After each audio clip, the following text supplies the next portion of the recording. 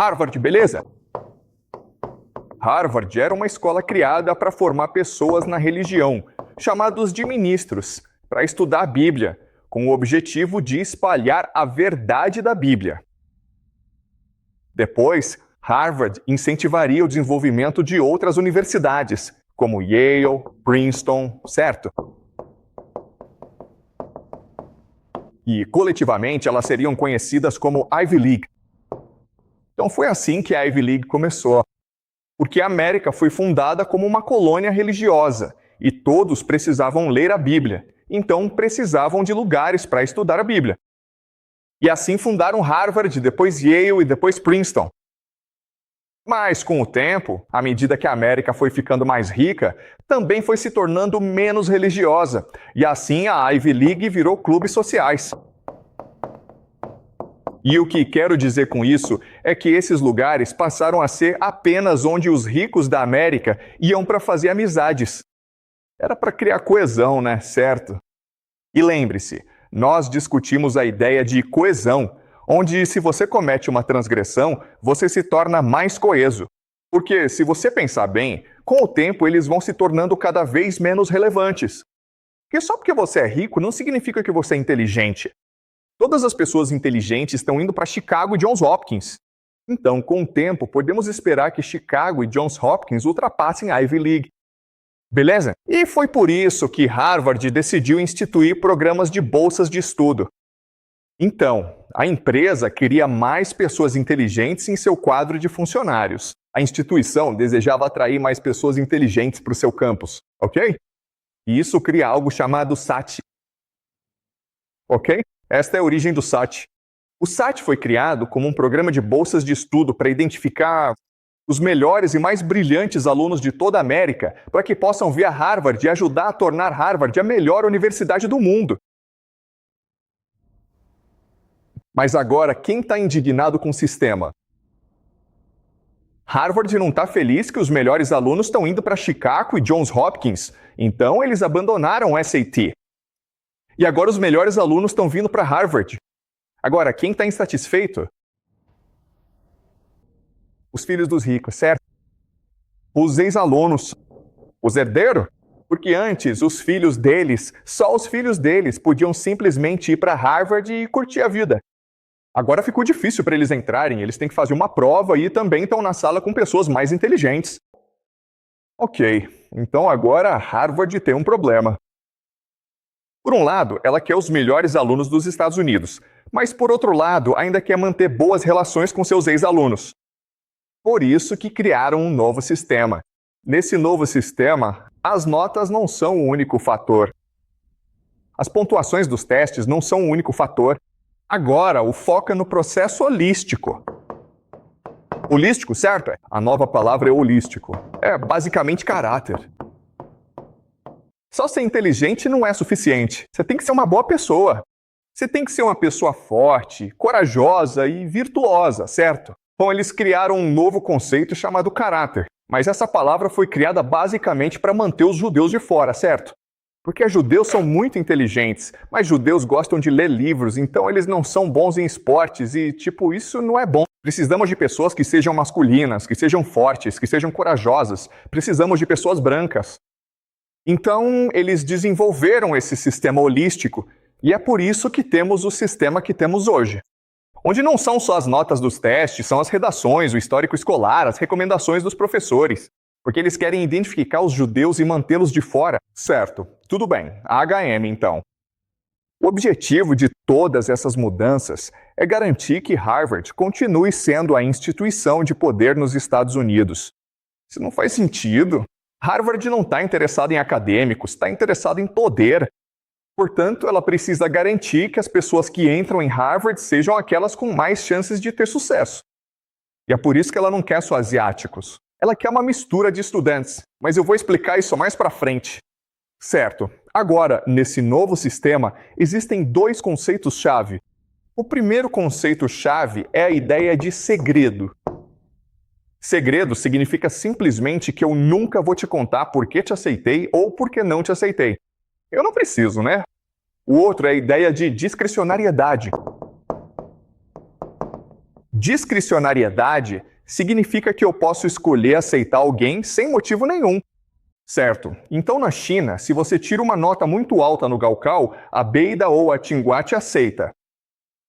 Nos Estados Unidos não é assim. Você pode ser o melhor estudante do mundo, eles não ligam. Se eles não gostam de você, simplesmente vão dizer, não queremos você. Eles têm seus próprios motivos institucionais para te aceitar e nunca vão te contar. E esse sistema foi criado para garantir que Harvard consiga recrutar os melhores estudantes do mundo. Mas o que é importante para os Estados Unidos lembrarem é que, do ponto de vista de Harvard, melhor só significa o mais provável de ter sucesso, não necessariamente o melhor. Um estudante orientado academicamente, não um estudante mais inteligente, certo? Então, vamos fazer um experimento mental, beleza? Vamos supor que você é um responsável pelas admissões de Harvard e você recebe 4 estudantes, certo? Você é Harvard, a melhor universidade do mundo. Certo? E eu te dou 4 estudantes e você só pode aceitar um, beleza? Diga-me quem você deixa entrar. Vou te dizer se você é um bom responsável pelas admissões ou não, ok? O primeiro é o maior gênio da matemática da China, ok? Todo mundo fica tipo, não, o segundo colocado é o melhor jogador de basquete do mundo, tá bom? Jogador de basquete nos Estados Unidos, ok? O terceiro é o melhor aluno, o Menga. E a quarta são 3 gerações de Harvard. Certo, então seu pai, seu avô e seu bisavô estudaram em Harvard. Quem você deixa entrar? Vocês conhecem o sistema exatamente. Ok, você nem pensa 2 vezes, tipo, eu deixo o número 4 entrar. Certo, porque você sabe que no mundo ele é o mais provável de ter sucesso. Você não está interessado em educar pessoas inteligentes. Tudo que você quer é formar pessoas ricas. Beleza, então vamos supor que esse cara não existe. Então, quem você deixa entrar? Exatamente, isso mesmo, esse cara aqui, certo? Definitivamente não esse cara, beleza? Definitivamente não o professor de matemática da China, porque você sabe que ele provavelmente vai acabar sendo só um professor de matemática, né? Professor de matemática, a gente não quer isso.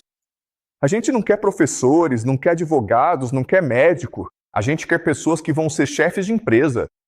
Alguém que vai virar um astro do rock famoso. Alguém que vai virar presidente dos Estados Unidos. É isso que a gente quer, beleza? Então qualquer um desses 2 tá bom. Não, beleza? A gente quer que esses caras se inscrevam porque isso faz os Estados Unidos parecer melhor, né? A gente quer que as pessoas se inscrevam para a gente poder rejeitá-las e assim nossos números ficarem melhores, beleza? Faz sentido? É assim que o sistema funciona. Por quê? Porque as famílias deles são ricas, beleza? Então, se a gente voltar para o exemplo, certo? Daqueles 4, você aceita o filho que vem de 3 gerações de formados em Harvard, beleza? E essa é a maioria das pessoas que entram em Harvard. E aí você aceita o atleta, beleza. Então o atleta, o legado, esses são a maioria. Esses são os investimentos seguros. E aí você tem tipo 1% das vagas para pessoas como eu, que, como você, ninguém sabe direito, mas tem potencial ali. Então vamos arriscar. E, para ser bem sincero, é uma loteria, porque é tudo muito discricionário. Então, basicamente, é tudo na intuição. Eles não têm uma fórmula para isso. Eles só pensam, esse cara é interessante, vamos deixar ele entrar. Talvez na redação você tenha escrito algo interessante e eles riram. Aí pensam em te dar uma chance. Eles têm aquele 1%. Das vagas disponíveis para risco. Faz sentido? Beleza, então eu não sou o estudante médio de Yale. Eu sou um estudante marginalizado de Yale. Então, esse sistema, a meritocracia, do jeito que é montado, cria traumas.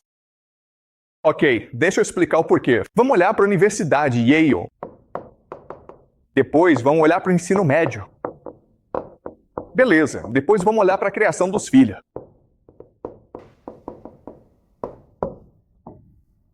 Você pensa, entrou em Yale, agora é só curtir, tá feliz. A vida é simples. Mas a verdade é que, quando você entra em Yale, Yale na real é tipo jogos vorazes. Você já leu o livro Jogos Vorazes? É uma competição implacável. Porque uma vez em Yale, você continua competindo. Só que agora você está competindo com as pessoas mais competitivas do mundo. Então talvez nessa escola você consiga ser o melhor aluno. Seus pais te amam. Você tem muitos bons amigos, participou do Grêmio Estudantil, se sente super bem consigo mesmo. Aí você vai para Yale e percebe que você não é ninguém. Seus pais estão longe. E agora você está competindo com os melhores alunos do mundo todo, todos querendo te derrubar. Porque é um jogo de soma zero, entendeu? Ou você é forte ou sobrevive. E em todo lugar que você vai é competição. Na sala de aula é no estilo seminário. Então você está com outros 20 alunos e o professor fica te fazendo perguntas e todos vocês estão competindo para impressionar o professor, entendeu? Fora da sala de aula, você compete para entrar em clubes e em algo chamado sociedades secretas, beleza. Mas também está competindo por pós-graduação, por vagas em direito, medicina, por bolsas como a World Scholarship. Beleza, então Yale, parece legal quando você entra lá desde o primeiro dia. É uma busca interminável por conquistas, é competição atrás de competição, sem parar. Onde quer que você vá, alguém está te julgando. Você está sendo julgado pelo professor ou pelos seus colegas de classe. E todo mundo está basicamente querendo passar por cima do outro. Porque é um sistema onde o vencedor leva tudo. Então, isso é muito traumático e te deixa tão inseguro que você passa a vida achando que a vida é assim mesmo. Todo mundo é um inimigo. Eu preciso conquistar e conquistar para mim sentir bem comigo mesmo. Eu não posso parar de me esforçar. Caso contrário, vou ser atropelado pelos outros. Então, as pessoas de Yale têm um sentimento profundo de insegurança, até mesmo aqueles que vêm das famílias mais ricas. Eles estão sempre buscando conquistar mais, e é isso que Yale quer, é isso que Harvard quer, porque essas são as pessoas que vão ter mais sucesso na vida, certo? Eles não ficam satisfeitos com $1 milhão americano, eles querem 1 bilhão. Quando conseguem $1 bilhão americano, querem 10 bilhões. Isso nunca para. Então, para entrar em Yale, você precisa passar pelo ensino médio. E o ensino médio tem que te preparar para Yale. Então também é uma competição. Também é um jogos vorazes, certo? Para se preparar para o ensino médio, seus pais precisam ter um sistema de criação diferente. Certo? Então vou te dar 2 exemplos de criação de filhos. O primeiro sistema, que é o sistema saudável, você diz para o seu filho: eu te amo incondicionalmente. Não importa o que você faça, eu vou te apoiar. Estarei sempre aqui para você. E se você disser isso ao seu filho todos os dias, ele será feliz, realizado e seguro na vida. Mas esta pessoa provavelmente acabará se tornando professora, ok? Agora, você também pode dizer ao seu filho: não tenho tempo para você, mas se você ganhar a competição de natação, ou ficar em primeiro lugar na prova de matemática, ou se o professor disser coisas boas sobre você, então eu te levo para tomar sorvete. E assim, é um sistema que negligencia a criança, ao mesmo tempo em que exige dela. Isso é trauma. E, novamente, a maioria das crianças será traumatizada por esse sistema. Mas há algumas crianças que vão prosperar nesse sistema, e o trauma vai incentivá-las ou impulsioná-las a conquistar e conquistar e conquistar, para que entrem em Yale, para que possam competir nos jogos vorazes, para que possam seguir na vida e competir ainda mais, certo? E é assim que o sistema é estruturado. E isso é o que chamamos de meritocracia. E como eu vou explicar para vocês mais adiante, isso está destruindo os Estados Unidos e o mundo. Eles têm mais dinheiro do que a maioria dos países do mundo. Atualmente, o fundo patrimonial deles é de cerca de $40 bilhões. E isso só nos últimos 30, 40 anos. O sucesso dos ex-alunos de Harvard é simplesmente incrível. O maior número de bilionários nos Estados Unidos. Harvard forma mais bilionários do que qualquer outro lugar, certo? 127 bilionários em 2024. Em segundo lugar vem Stanford. Beleza, ninguém mais chega perto. Mas não só isso, qualquer pessoa com mais de $100 milhões, a maioria se forma em Harvard, certo? 7% de todas as pessoas nos Estados Unidos que têm mais de $100 milhões em patrimônio líquido se formaram em Harvard, beleza? Depois você tem MIT, Stanford, Pensilvânia, Columbia, Yale, Cornell, Princeton. Adivinhem só, pessoal, Ivy League, mas MIT, beleza? Ok, 30 milhões de dólares. Mesmo assim, Harvard é a número 1, ok? Tudo bem? Então, eles são graduados de uma das escolas de maior sucesso da América. Ok? Mas não são apenas os ricos, são todos da elite americana. Bem, a maioria deles são graduados das universidades de elite. Ok, então este é um artigo da revista Nature, e eles analisaram toda a elite da América. E o que eles descobriram é que todos eles, a maioria, frequentaram certas escolas, as universidades de elite. E é isso que está causando muitos conflitos globais na América hoje em dia. O problema, porém, é que ele não tem ideias próprias. Ele é apenas um fantoche, pessoal, ok? Ok? Vamos concluir e resumir por que a meritocracia é tão importante. Isso cria uma desigualdade extrema na América, entendeu? Então isso destruiu o sistema escolar, porque agora as pessoas só se importam com as notas, certo? As pessoas já nem se importam mais em aprender, eles só querem as notas. Na verdade, se você tirar uma nota ruim, provavelmente vai reclamar com o professor. Nesse caso, o professor agora tem medo de te ensinar, porque se ele tentar te desafiar, te tornar um aluno melhor, você simplesmente vai reclamar, ok? E se você não conseguir, seus pais virão reclamar. Crianças traumatizadas, ok? Se você observar a taxa de doenças mentais na China e nos Estados Unidos, é simplesmente insana. Morte do sonho americano e da mobilidade social. Você não vai ficar mais rico que seus pais. Você simplesmente não é. Constituição de riqueza, poder e status no 1%. Os ricos ficaram ainda mais ricos. Divisão política entre esquerda e direita, certo? Então agora você tem todas essas divisões políticas nos Estados Unidos. Corrupção, Wall Street só rouba e ninguém pode fazer nada a respeito. Destruição da identidade americana, globalização, imigração, ideologia woke. Ok, então incompetência e má gestão. Na Covid, os Estados Unidos têm 37 bilhões de pessoas em dívida. Barack Obama, J.D. Vance e Johnny Kim são apenas robôs. E Donald Trump. Ok, então, obrigada à meritocracia americana por destruir o mundo. Muito bem, podem fazer perguntas, pessoal.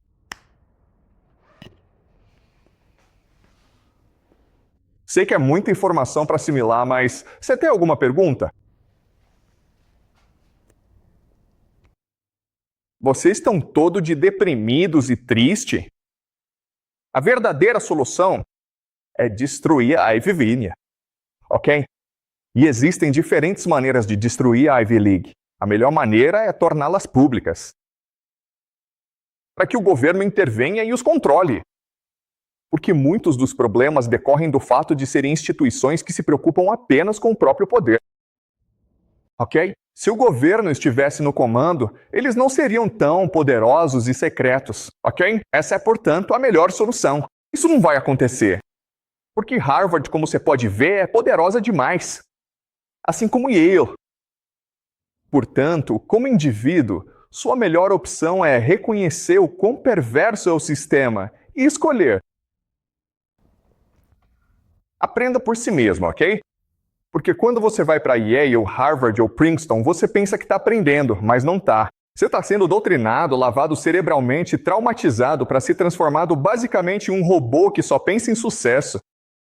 Então você precisa reconhecer isso, ser honesto consigo mesmo e focar em aprender de verdade.